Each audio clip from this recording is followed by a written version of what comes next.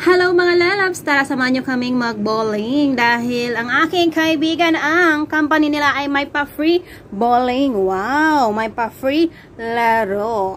Pa-contest ba ko, no? Pero wala namang premyo. Tara, pasok tayo. Samahan nyo ako sa loob at papakita ko sa inyo ang kanilang place. O, diba?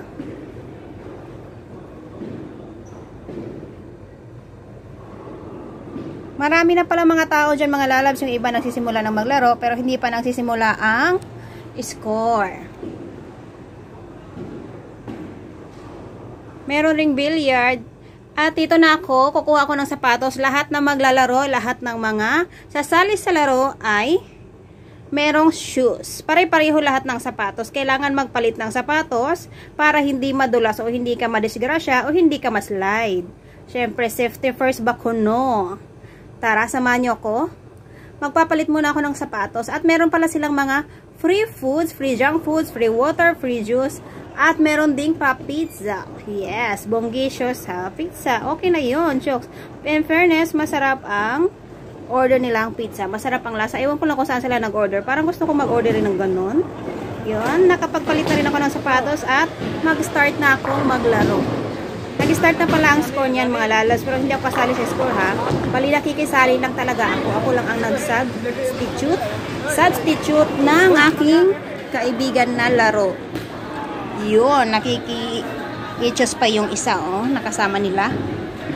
Gusto daw niya yung magaan daw na bola. Tapos, pinalitan ko ng medyo mabigat para mag-ikot talaga siya. At yun, sa pool. O, diba? Happy na. Meron din pa billiard. Yun, laro-laro nga lang billiard. Oops. Shoot 3 points agad.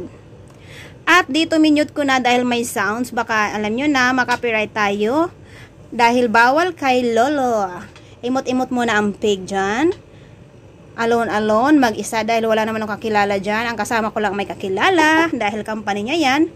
At yun na nga, imot-imot muna. Kain-kain dahil free foods naman, free juice, free water, free pagkain din, pizza, yun nga lang.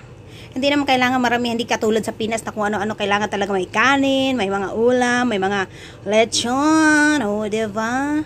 Yun, ikot-ikot at tapos na, going home na dahil padilim na rin. 2 oras lang naman ang palaro nila. Goodbye, thanks for watching.